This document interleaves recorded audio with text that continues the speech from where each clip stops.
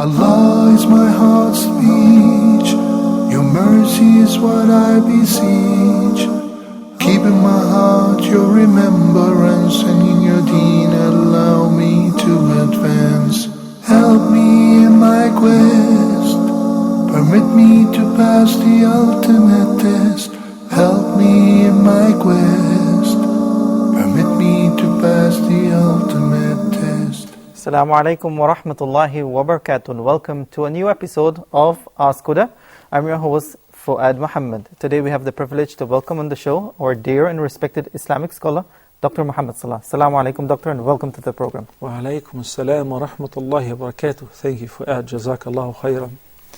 Okay, just a quick reminder of our telephone numbers, 00202-38555, 248 or 249, or you can write to us at ask, that's ask, at huda.tv.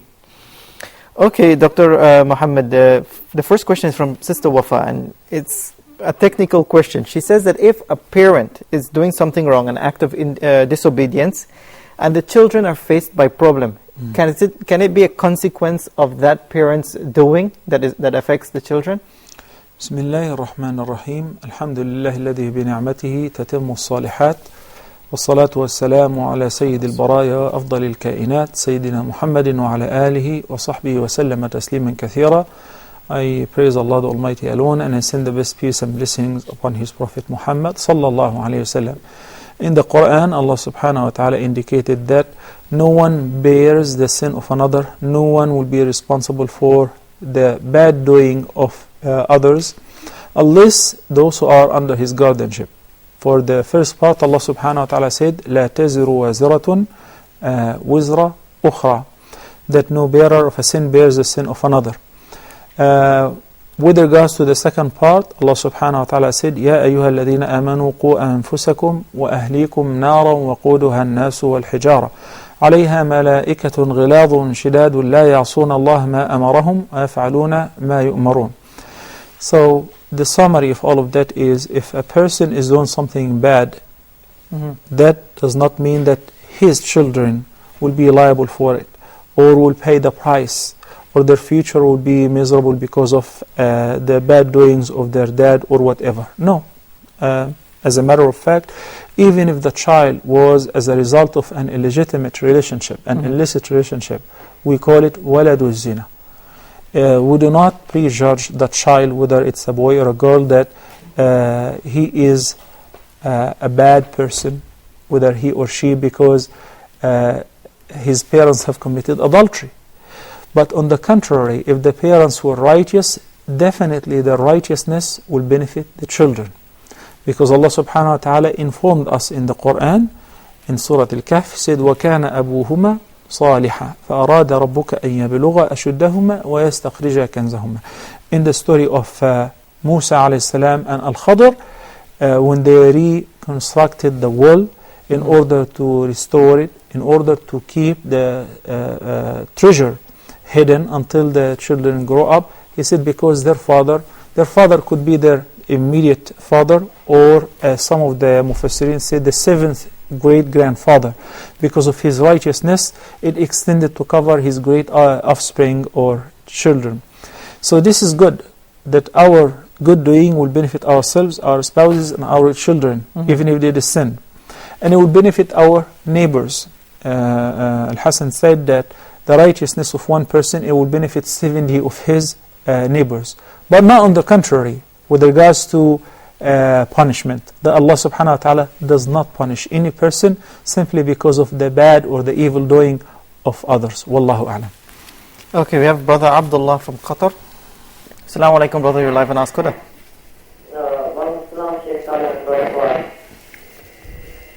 Yes, I have 3 questions, please.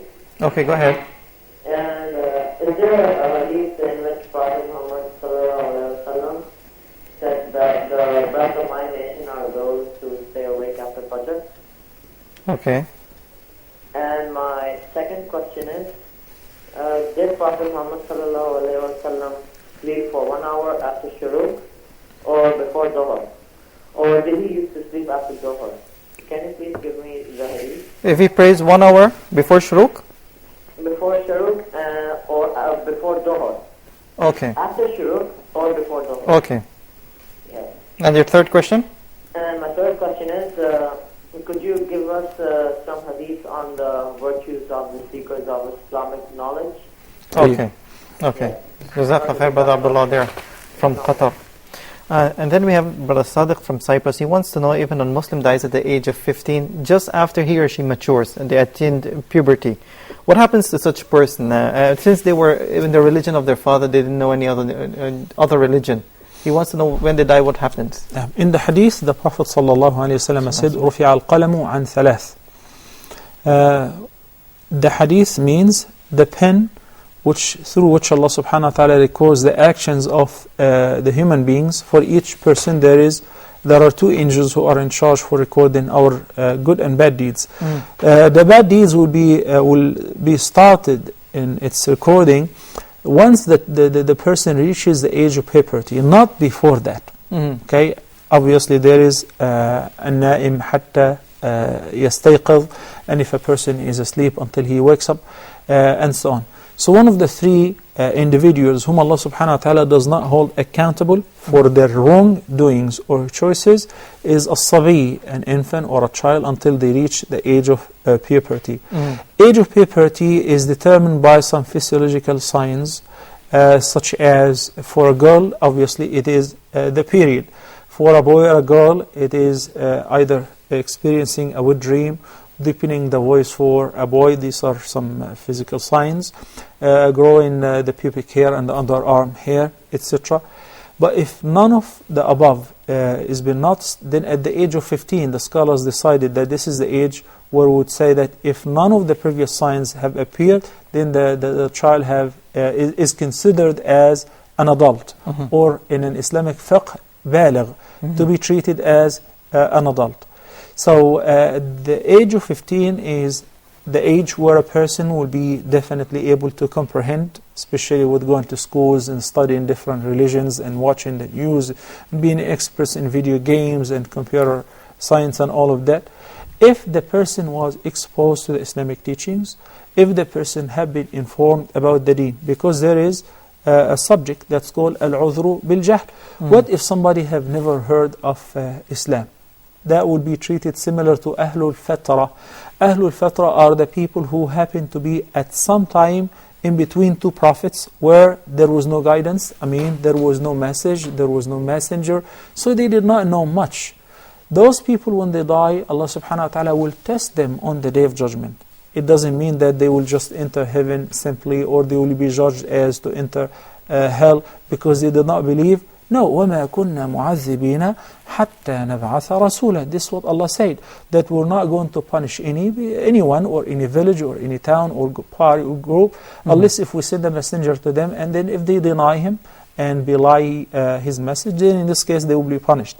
Somebody did not know if this child, whether 15 or above or younger than that, whether he reached the age of puberty or not, will not be tried or judged without having the choice. You did not give me something to choose from. You did not tell me what Islam is. By analogy, similar to that, those who have not heard any good about Islam and they only heard the negative. And that lays on the shoulders of Muslims now a greater task, which is we have to counteract the media machine, which is constantly stereotyping and bashing Islam and Muslims, in order to clarify to the entire world the true Islam, the true religion. We should really stop fighting amongst ourselves for some time in order to explain to people the true Islam. Because in this condition, once we explain to them, age of 15 is liable. Once we explain to them, and they choose not to accept it, in this case they will be responsible for their choice. And that's why, if you remember the story of the children of Israel, or a party of them, those who were living by the sea, وَاسْأَلْهُمْ عَنِ الْقَرْيَةِ الَّتِي كَانَتْ حَاضِرَةَ الْبَحْرِ, the fishermen. And when they violated the divine command and they caught the fish on Saturday, إِذْ تَأْتِيهِمْ حِيتَانُهُمْ يَوْمَ سَبْتِهِمْ شُرَّعًا وَيَوْمَ لَا يَسْبِتُونَ لَا تَأْتِيهِمْ. There is a very important reason as why some of whom gave da'wah and tried to forbid them from violating the divine command. They said, مَعْذِرَةً إِلَىٰ رَبِّكُمْ وَلَعَلَّهُمْ يَتَّقُونَ. معذرة إلى ربكم, in order to be excused before Allah subhanahu wa ta'ala, that we did not ignore the message. We did not lay back and without enjoining what's right or forbidding what's evil. No, we did our part. And you never know. وَلَعَلَّهُمْ يَتَّقُونَ. They may be reminded, they may be rightly guided due to this da'wah. So what I'm saying is, with regards to the short answer to this question, a person at this age is responsible. If he heard of Islam positives and he did not think about it nor chose it, then he is responsible before Allah subhanahu wa ta'ala, because he is a baligh, is considered as an adult. What if somebody did not know at all about Islam, or what he heard about Islam was all negative and frightening things due to the bashing and stereotyping? In this condition, if he dies in this condition, Allah subhanahu wa ta'ala will test them on the Day of Judgment. Perhaps in another occasion we'll explain as what will happen in the hereafter with regards to the purgatories, Ahlul A'raf, and those who died before or during the Fatra, and those who died without being informed about Allah subhanahu wa ta'ala. Okay. We have Sister Saud from Oman. Assalamu alaikum, sister. You're live on Ask Huda. Wa alaikum assalam wa rahmatullahi wa barakatuh. How are you, Sheikh? And how are you, brother? Alhamdulillah. Alhamdulillah, sister. How are you? Alhamdulillah, Rabbil Alameen. I have got today 3 questions. Okay. My first question is, if someone has got intention of giving charity, and you have no the means to give the charity, what else can you do to get the same reward? Okay. Okay, and another question is someone who would love to go out with her family for dinner or for lunch, but nowadays it is almost possible to go to a restaurant where there is no music, and when you don't want to hear the music, what advice can you give? When also you want to give at the same time with your family. Okay. Okay, and my third question is, someone, if you are satisfied somehow with what you have, and you feel happy of helping other or making other happy, does that mean you are mean to yourself? For instance, if you want to buy something, but you feel there are other people more in need, and you feel you are just satisfied with what you have, is that something bad or good? You know, is that means you're being mean to yourself, or you are just trying to please Allah? Okay. Interesting question there. Okay. Sister Saud there Thank from you very Oman. much. Assalamu alaikum. Yeah, Allah, may Allah bless you all. Ameen. We also have Sister Sarah from the UAE. Assalamu alaikum, sister. You're live on Ask Huda. Assalamu alaikum, Sheikh. Wa alaikum assalam wa rahmatullahi wa barakatuh. Wa alaikum assalam. Sheikh, I want to ask you a question. That is there any authentic hadith as such states that if you read Surah Mulk and Surah Sajda after Maghrib, you will be saved from the torment of the grave? This is my first question. And my second question is there any definite date for the night of ascension, that is Shab-e Miraj? Because many people say that there is no definite night as such, that's when the Prophet, peace be upon him, has made the journey. Yeah. Okay. Okay, Jazakallah khair, Sister Sarah there from the UAE. Brother Sadiq's second question, he says, can someone pray for the punishment of his non-Muslim parents? He knows that they can't pray for forgiveness, but to lessen the punishment. Okay. Yeah. I guess we did cover this before repeatedly, and we said when it comes to faith and belief, we set emotions aside. We said that Ibrahim alayhi salam promised his father to ask for forgiveness for him. He said, لَأَسْتَغْفِرَنَّ لَكَ وَمَا أَمْلِكُ لَكَ مِنَ اللَّهِ مِنْ شَيْءٍ. Then the Quran says, وَمَا كَانَ اسْتِغْفَارُ إِبْرَاهِيمَ لِأَبِيهِ إِلَّا عَنْ مَوْعِدَةٍ وَعَدَهَا إِيَّاهُ فَلَمَّا تَبَيَّنَ لَهُ أَنَّهُ عَدُوٌّ لِلَّهِ تَبَرَّأَ مِنْهُ.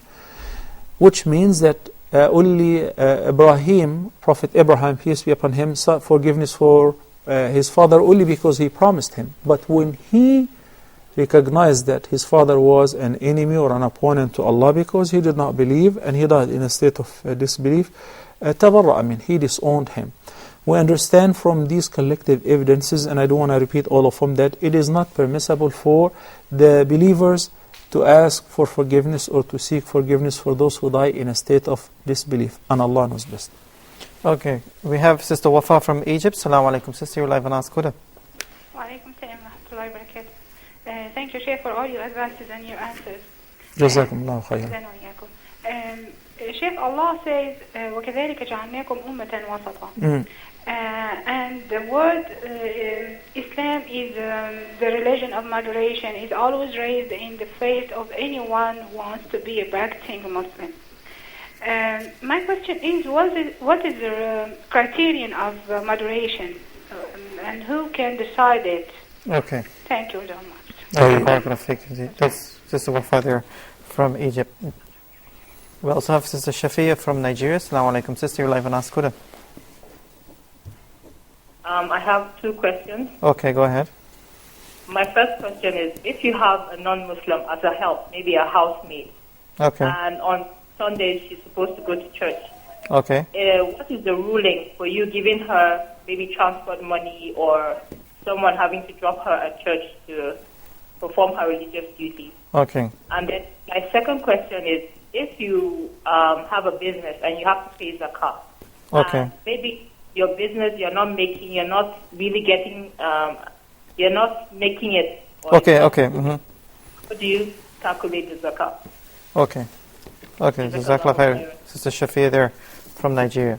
Brother Muhammad from Mauritania, he says, if I normally pay zakah, for example, in July, can I postpone it to August in order to distribute it in Ramadan? Absolutely not. Why? Because whenever there is a lunar date, lunar year, whenever the zakah is due, you must pay immediately and take it out of your money. No one is allowed to save it in order to invest it for the poor. No one is allowed to postpone it for a month or a few weeks until a convenient time. This is none of your business. Even if somebody wants to give it to the poor as installments, they say, I'm not sure whether they would really know how to spend this money or they will waste it. I would rather pay them on monthly basis, give them salaries. If you want to achieve any of the previous means, then you need to do the following. Pay it in advance, not postpone it past its due date. Once the zakah is due, you must pay it on time. The brother said he has a very good and a valid point. He said that I want to pay the zakah in Ramadan in order to collect the reward of giving zakah and giving the zakah at the blessed time. That is the time of Ramadan where the good deeds will be multiplied, the reward for him, etc. Fine. Then pay it in advance for the next year. But in order to postpone it for a couple of months or for a few weeks, that is hurting the poor, because you're delaying a provision that Allah subhanahu wa ta'ala sent to them. So it is not your right. Okay, and the second question is that he said, can you shed some light about wearing the trousers above the ankle? And then he mentioned the hadith of the Prophet ﷺ allowing Abu Bakr to wear his trousers above his ankle. And he said, which one should we follow? This is indeed a sound hadith that is collected by Bukhari, narrated by Abdullah ibn Umar, may Allah be pleased with him and his father. In this hadith, the Prophet ﷺ said, "Man jarra thawbahu khuyala'a lam yanzur Allahu ilayhi yawm al-qiyamah." So Abu Bakr as-Siddiq, may Allah be, let me explain first the meaning of this hadith. One who will drag his clothes or izar or trousers or garment, mean it is long beneath his ankles and it is dragging behind him. So the Prophet ﷺ said, whoever does so out of pride, khuyala'a, Allah subhanahu wa ta'ala would not look at him on the day of judgment. And this is a sign that he will be deprived from Allah's mercy, and this is a big deal. So Abu Bakr as-Siddiq was afraid, and he said, Ya Rasulullah, because Abu Bakr was kind of skinny, so that he ties his izar. The izar is like a sheet or a towel that you wrap it around your waist, similar to what we do in ihram, the lower part. So because his waist was very slim, that whenever he ties his izar, it will be lowered and it may go beneath his ankles and it may drag behind him. He said, Ya Rasulullah, I try my best. He said, Ata'ahadhu, I do my best to keep it up, but it keeps falling because of his waist. So Nabi Sallallahu Alaihi Wasallam said, you're not one of them, because you're not doing anything out of pride. This particular hadith, some people try to conclude an effective cause for the prohibition of wearing long clothes, long garments, long trousers, for men obviously, beneath the ankles. They said the prohibition from the Prophet ﷺ was simply because that was a sign of arrogance and showing off. So if somebody is not wearing it as a mean of showing off or arrogance, then it is permissible. This is one opinion. The more right view, and Allah knows best, due to the many sound hadith in this regard, that the Prophet ﷺ forbidden that. And if somebody is wearing it with pride, then that's another major sin, in addition to making a violation and opposing the sunnah of the Prophet ﷺ of lifting his clothes above the ankles. And Allah knows best. Okay, we have Sister Fadila from Nigeria. Assalamu alaikum, sister. Wa alaikum salam. Sheikh? Assalamu alaikum. Wa alaikum salam wa rahmatullahi wa barakatuh. Okay, please, I have 3 questions. Okay. Go ahead. Okay, the first one is about fasting. And about 3 years ago, I missed fasting for like 24 days. So I couldn't really repay them on 2009 and 2010. Okay. So they said I had to like give something else after repaying the fasting. So for 3 years you missed certain number of days from Ramadan and you did not make them up until today. Was there a legitimate reason? After repaying them, then 2009 fasting came, and I couldn't finish them up. Then 2010 now. Okay. Was there a valid reason that you couldn't finish them up? Yeah. Okay. Sister, you need to lower the volume of your TV set in order to hear me. Okay? Okay. Okay. Now, my question is that you skip. The second question is, hello? You did not fast those days during Ramadan and you did not make them up until today. It's been 3 years already. Was there a valid reason for the postponement? Hello? Sorry. Sister Fadila, was there a valid reason for you to postpone the fast? Yes, I was sick and I was breastfeeding. Okay. Yes. Okay. Then the second question is about al-ruqiyah. I want to know what it means. About what? I came as al-ruqiyah. Okay. Yes. And the third one is about reading the Quran with digital Quran. Can I like the Quran and increase and learn about most chapters without really consulting a scholar, or do I have to meet a scholar? Okay. Jazakallah khair, Sister Fadila there from Nigeria. Brother Rashid from Denmark here, he says he wants to know about foods from the sea. Is everything halal from the sea? Does it like crabs, lobsters, octopuses? Are these food halal? Yes, indeed, because that has been mentioned in the Quran. Allah subhanahu wa ta'ala said, أُحِلَّ لَكُمْ صَيْدُ الْبَحْرِ وَطَعَامُهُ مَتَاعًا لَكُمْ وَلِلسَّيَّارَةِ. So, whatever we fish or we catch from the sea, or even the sea expels, even if it is dead, as long as it is not harmful, is permissible. Anything that comes out of the sea, all the seafood, as long as it is not poisonous nor harmful, is permissible for us to consume without tazkiyah, without need to slaughter or any of the process which we do for the regular cattle which we're allowed to eat. Okay, and the second question, he says, with regards to the tahajjud prayer, should one do it, recite it loudly or silently? It is best in between, in a voice that you can hear yourself, in order to expel the whispers of ash-shaytan, and in order to keep yourself awake and alert and contemplate the meaning of what you're reciting. But if you choose to recite silently, that is permissible as well. But the night prayer, it is in between. It is neither very loud nor silent. That is the best. Okay, and Sister Amina from the United States of America, she says she got married in 2008 March and she became pregnant, and her husband traveled to another state to complete his schooling. However, he called after 3 months and never called again. He did not attempt to support the child nor support the sister. And now the baby is 13 months old. She wants to know if I'm still married. She says, am I still married to him? Absolutely, you're still married. Number one, it is a shame that the person marries a woman and he runs away and he does not even inquire about his baby and their financial need and their emotional needs, etc. That's a shame. This is not the behavior of a true Muslim. And fiqh have dealt with this issue. We say that if the person is known where is he at, and he has some contact information, then the judge or the people who are responsible should try to communicate with him and order him to come back in order to look after his responsibility. You see, there is a difference between if somebody travels for a year or 2 or 3 with a consent between him and his wife, that he is traveling in order to improve their livelihood, in order to work hard to support his family, send them to school, etc. So there is a common understanding, there is no problem with that. But if he travels 6 months without any notice, without informing his wife where is he at, without supporting them financially, it becomes problematic. Then in this condition, she has all the right to raise her case to the judge.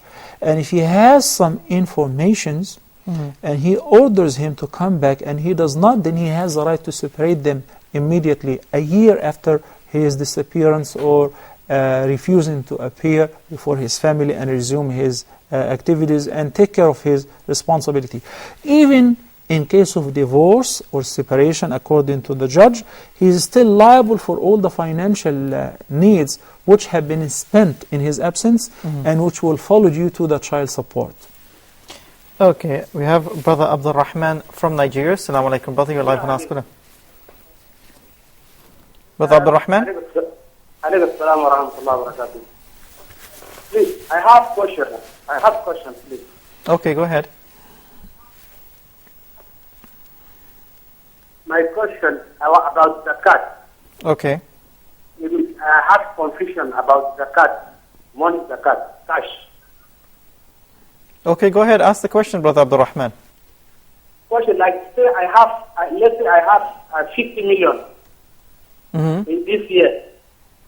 I commit zakat for 50 million. You didn't pay zakat for 15 years? You don't increase to 70 million. How do you commit the zakat again? Can you repeat that question for me, Brother Abdul Rahman? Yeah, Habibi. Let's say, for example, I have 50 million. My capital. Okay. I commit zakat for 50 million in this month Ramadan. Okay. Okay. Next year, money don't increase to let's say, for example, from 50 million. Okay. Zakat again. Okay. Okay. And the second question? This is the first question. Only this is my question. Mm-hmm. Okay, we got it. Jazakallah khair, Brother Abdul Rahman there. By the way, since we're talking about zakah, alhamdulillah, shukla, I'm reminded now to address a very important issue, that we had a meeting and we decided, inshallah, to film a whole program, and we will call it Fiqh of Zakah. That will cover the zakah from beginning to end and all the controversial issues and all the frequently asked questions. So inshallah we should expect this program very soon. We were planning to record it before Ramadan, but hopefully inshallah we'll have the fund for it. I want to seize this opportunity to thank one of the viewers, may Allah bless him and his family, who sponsored Ask Huda throughout the entire month of Ramadan, which cost a lot. And he contacted us and he said, I would love to sponsor Ask Huda during the entire month of Ramadan, approximately 5 episodes every week. And this is a person who knows how to make trade with Allah subhanahu wa ta'ala, to do business with Allah subhanahu wa ta'ala. So I encourage everybody else to copy him. Hopefully, inshallah, we'll have somebody who would sponsor the program of Fiqh of Zakah. A lot of people did not know what they're supposed to do with their zakah fund, or how much is the zakah rate on different investment and cattle and produce, etc. And they're indulged in major sins, you know. So perhaps a program like that, inshallah, will clarify to the viewers what they need to learn about the zakah. So I'm very optimistic, and hopefully, inshallah, we're hopefully to have that program in Ramadan, because most of the Muslims pay their zakah in Ramadan. We'll do our best. Hopefully, inshallah, we'll have somebody will come forward to sponsor the program, inshallah. Okay, inshallah, we do hope so, inshallah. We'll take a short break here on Ask Huda, and we'll be back right after this. Assalamu alaikum wa rahmatullahi wa barakatuh.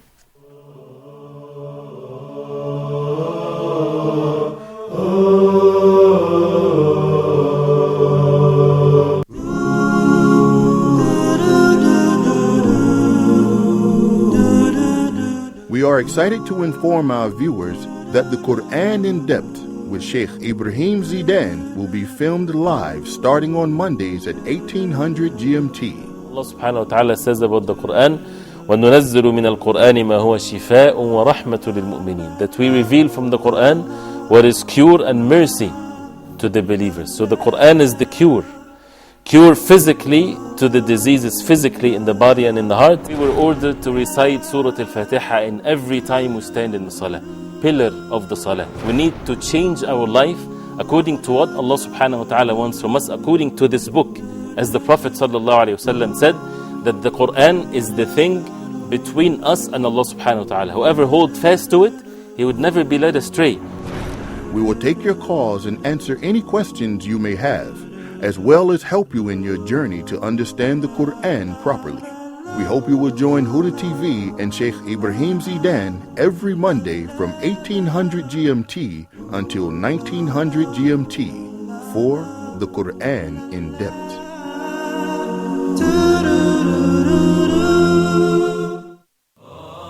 You know, sometimes it's important to take a break. We need to take a break. Take a break from what? From the everyday things to look at what we're really doing as Muslims. That's why we said we really need to have this program for you and for me to take a break right here on Huda TV. Stay with us because we've got a lot coming up on Take a Break. I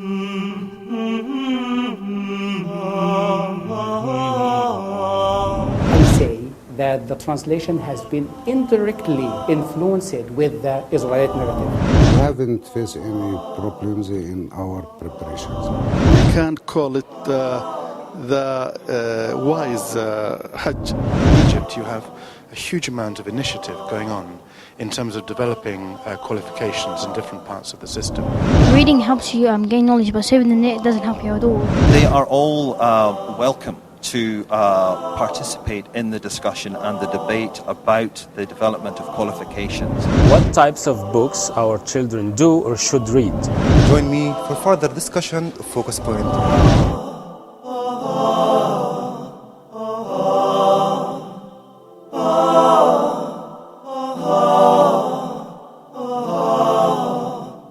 Huda, a light in every home.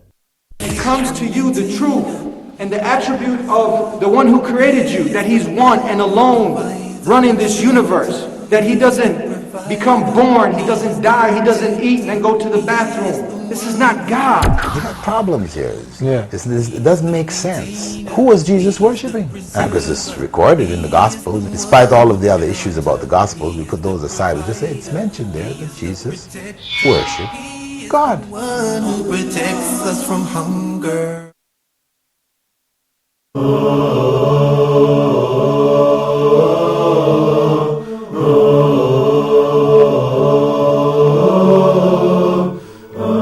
Assalamu alaikum wa rahmatullahi wa barakatuh. It's good to have you back. You're watching Ask Huda. Just a quick reminder of our telephone numbers 0022385555 248 or 249.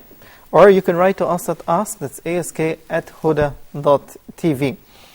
Dr. Muhammad, if you permit that we take Sister Wafa's question. She mentioned the verse, and we have made you the middle nation.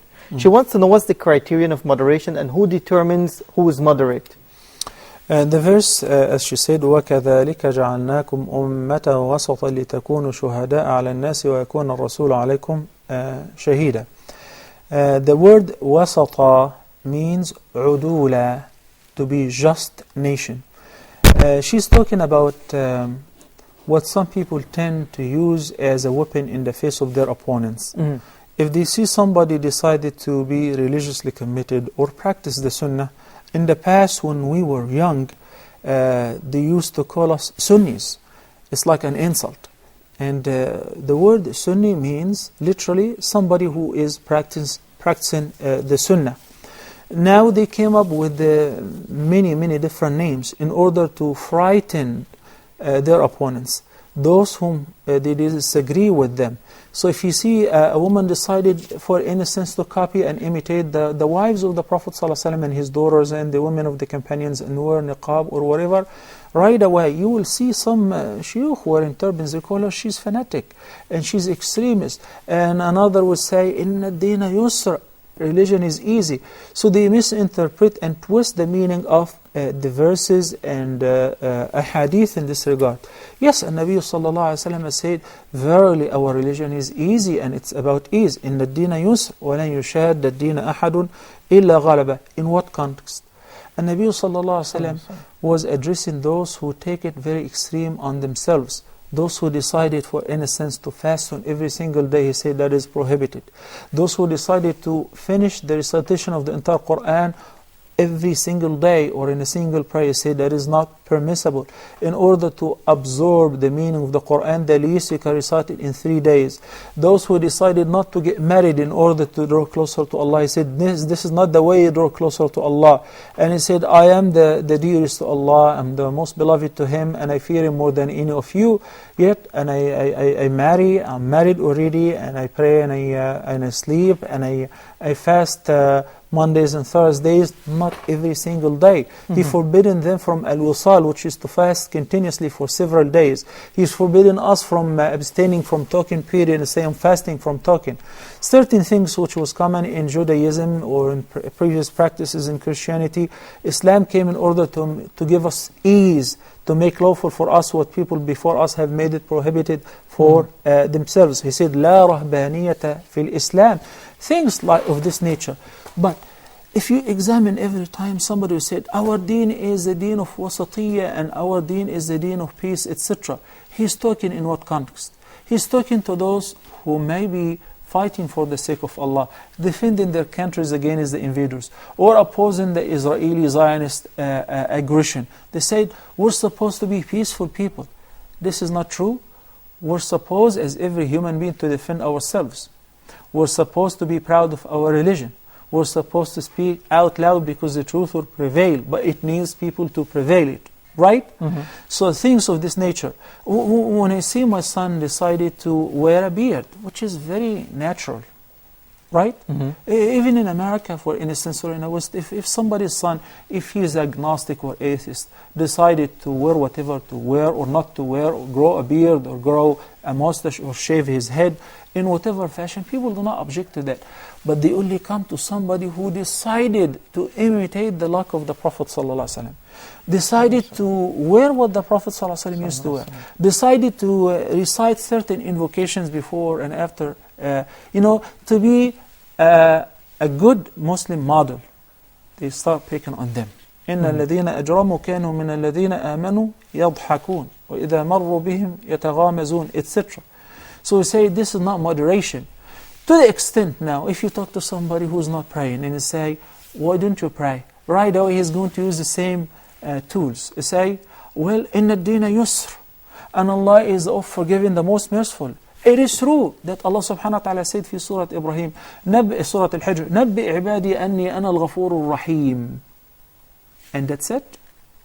Did he say, inform my servants that I am the of forgiving, the most merciful, and that's it? No. He said, نبئ عبادي أني أنا الغفور الرحيم وأن عذابي هو العذاب الأليم. And my punishment and my torment is the severe and painful one. So keep in balance. If a girl who's going to college decided not to listen to music because she wants to imitate the Prophet ﷺ, why would we say that she's an extremist or she's fanatic or she is? Whenever we were young and somebody said that you're a Sunni, I would be very, very proud. I would like to die in this condition because I'm a Sunni. What does it mean? I'm not following any other sect. This is a sect which the Prophet ﷺ said it would be saved. They're following the traditions of the Prophet ﷺ. And Nabi ﷺ's sister said, Tuba lil ghuraba. Tuba is one of the names of paradise. He said, may Allah grant heaven to al-ghuraba. Al-ghuraba means strangers. They said, who are they? The companions immediately picked it up and said, who are they? They wanted to be amongst them. He said, no. Al-ghuraba, those who يصلحون عند فساد الناس أو يصلحون عند فساد الناس, those who be upright and religiously committed whenever people are corrupt, whenever people overwhelmingly going away from the deen. So adhering to the deen and its traditions is actually moderation. praying the fard along with the sunnah and fasting the Ramadan, in addition to voluntary fasting on a regular basis, and wearing a beard or wearing your proper dress code for a woman. These are all moderation symptoms in Islam. But those who wanted a loose religion, where everybody is the same, Muslims and non-Muslims, practicing or non-practicing, and right away they say, Allah knows best about my heart. I have heard that a lot. I have heard that a lot from Muslims who have been living for long in the West. They say, look, I may not be wearing hijab for a woman. I may be wearing very tight clothes and showing my beauty, but my heart is very pure. And I believe that my iman is stronger than millions of those women who are wearing hijab. She's a liar. Right away, she's a liar. Somebody who does not pray. Somebody who is earning haram and say, but the relationship between me and Allah subhanahu wa ta'ala is very strong. You're a liar. On what basis? Islam is Iman only increases due to at-ta'ah, and it decreases until it is grounded due to sinning and ma'asiyah. And frequently I give this question of the glass. If I keep pouring water in a glass until it overflows of the same nature of the contents of the glass. If it is water, water, milk, ink, right? You cannot just overflow fahisha and you say my heart is full of iman. That is not logical. It is not practical. It's not real. So what we need to do right now is, I don't care what people would say about me. Are you better than the Prophet ﷺ? Obviously not. Well, he was called majnoon. He was called insane. He was called sorcerer, magician, soothsayer. He was called all bad things that you can imagine. He was hurt a lot, but he remained steadfast. And this is what's needed from Muslims in order to increase our word by the leave of Allah. Okay, we have Brother Abu Salman from Qatar. Assalamu alaikum, brother, you're live on Ask Huda. Assalamu alaikum wa barakatuh. Assalamu alaikum, Sheikh. Wa alaikum assalam wa rahmatullahi wa barakatuh. How are you, brothers? Sheikh, I have two questions. One, I am sending my son for memorization of the Quran by keeping him away from school for a year. But the problem is that the Sheikh who teaches him very strict, and he beats him vigorously if he didn't memorize the portion. Now my son is showing less interest to go to the Sheikh, and every day morning he's experiencing bad stomach pain, has vomiting, this kind of thing. So, Sheikh, I want to know in this situation whether I can force my son to go to the Sheikh. Now fear has come to his mind. Please give me some advice. And my second question, one of my aunts back to India, actually she doesn't pray, but she has some waswas things, like especially with the water. She keeps washing things for a long time, especially even if she's washing her hand. She's taking too much water and taking long time. Now she wants somebody to make this year Hajj on her behalf. So what she did, she sold her gold and gave that money to my younger brother for making Hajj. And my brother also agreed to. But my concern is, so in this situation, can my brother make Hajj on her behalf? Okay. Jazakallah khair, Brother Abu Salman there from Qatar. We also have Sister Khadija from the Kingdom of Saudi Arabia. Assalamu alaikum, sister. Assalamu alaikum, brother. Wa alaikum assalam wa rahmatullahi wa barakatuh. How are you, Sheikh? Alhamdulillah. How are you, sister? Alhamdulillah. I have a question, Sheikh, that what is the correct pronunciation? Is it Asra or Isra? It is Isra. And can we keep the name of our daughter, Asra? It is Isra. Isra, okay. Yes, with a zayr on the first alif. Isra. So can we keep the name? Yes, you may if you want to. Okay, thank you, Sheikh. You're welcome. Sister Khadija there from Kingdom of Saudi Arabia. You have a lot of experience with the zayr, Sheikh. But Abdullah from Qatar, he wants to know when is the best time to pray duha? Is it 1 hour after shuruq or 1 hour before salat al-dhuhr? Now it depends, because there is one hadith which talks about the best time ever. He said, Salatul al-duha hina tarmadu al-fisam. That is the best time when it is an hour before dhuhr, where it's extremely hot. Okay? But if the person is sitting in the masjid after Fajr, like many practicing Muslims like to do, they make khitam al-salah, the morning adhkar, they recite Quran until 15 minutes past sunrise, then it is best to pray right now. Why? Because in this condition, the Prophet ﷺ said, whoever does so, prays Fajr in Jama'ah, says to make dhikr until it is sunrise, then prays 2 rak'ahs, Allah subhanahu wa ta'ala will give him the reward of performing Hajj and Umrah, 2 complete journeys, Hajj and Umrah. So that is possible on every single day. So if you happen to do that, to sit after Fajr, then seize this opportunity and pray a duha. And the duha, the least is 2 rak'ahs, 2, 4, 6, or 8, some even say more. So you can pray the 2 rak'ahs right after Ishraq, and you can pray another 2 rak'ahs if you want, an hour before Dhuhr. Okay, and he wants to know if what are some of the virtues of seeking Islamic knowledge? There is plenty. I don't think time will encompass even some of them, but quickly, there is a whole chapter that's Al-Imam Al-Nawawi, may Allah have mercy on him, summoned and collected, compiled in his beautiful book, Gardens of Salihin or Riyadh al-Salihin, with regards to the virtues of seeking knowledge. For instance, in one hadith, the Nabi sallallahu alayhi wa sallam said that the angels lower their wings to the seekers of knowledge as a sign of being pleased with their action. Also, he said that the Prophet sallallahu alayhi wa sallam said, إِنَّ اللَّهَ وَمَلَائِكَتَهُ وَأَهْلُ السَّمَاءِ وَالْأَرْضِ والملائكة حتى النملة في جحرها وحتى الحوت لا يصلون على معلم الناس الخير. This is a sound hadith. The Prophet ﷺ said in this hadith, verily Allah, the Almighty, and the angels bless the person who seeks knowledge. All the dwellers of the heaven and the earth, including the ants in their holes, including the fish in the seas, they pray and ask Allah subhanahu wa ta'ala to bless the person who seeks knowledge. In another hadith, and I would consider this the last for now, that the Prophet ﷺ said, مَنْ سَلَكَ طَرِيقًا يَبْتَغِي بِهِ عِلْمًا سَهَّلَ اللَّهُ لَهُ بِهِ طَرِيقًا إِلَى الْجَنَّةِ. One who takes a path in order to seek religious knowledge, Allah subhanahu wa ta'ala will make easy for him his path to heaven. May Allah subhanahu wa ta'ala make us amongst the true seekers of knowledge. Ameen, ameen. Jazakallah khair, Doctor, for the time today. And may Allah subhanahu wa ta'ala reward you and continue to bless you, inshallah. To all the viewers, we'd like to thank all those who have participated in today's episode. And don't forget that if you still have a question, you can write to us at ask, that's ask@huda.tv. And don't forget, support@huda.tv, and our website, www.huda.tv. Until next time, I leave you in Allah's care. Assalamu alaikum wa rahmatullahi wa barakatuh.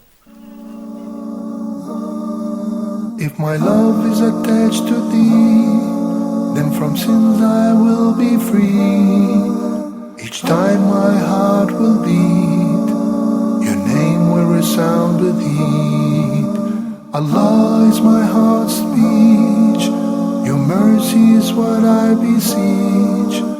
Keep in my heart your remembrance, and in your deen allow me to advance. Help me in my quest, permit me to pass the ultimate test. Help me in my quest, permit me to pass the ultimate test. Help me in my quest, permit me to pass the ultimate test.